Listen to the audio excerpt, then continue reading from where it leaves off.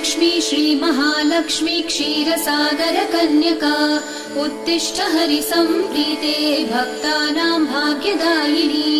श्रीलक्ष्मी श्रीमहालक्ष्मी क्षीरसागरकन्यका उत्तिष्ठ हरिसम्प्रीते भक्तानां भाग्यदायिनी।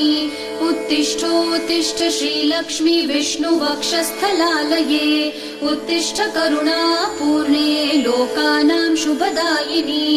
उत्तिष्ठोत्तिष्ठ श्रीलक्ष्मी विष्णुवक्षस्थलालये उत्तिष्ठ करुणापूर्णे लोकानां शुभदायिनी। श्रीपद्ममध्यवसिते वरपद्मनेत्रे श्रीपद्महस्तचिरपूजित पद्मपादे श्रीपद्मजातजननी शुभपद्मवक्त्रे श्रीलक्ष्मी भक्तवरदे तव सुप्रभातम्।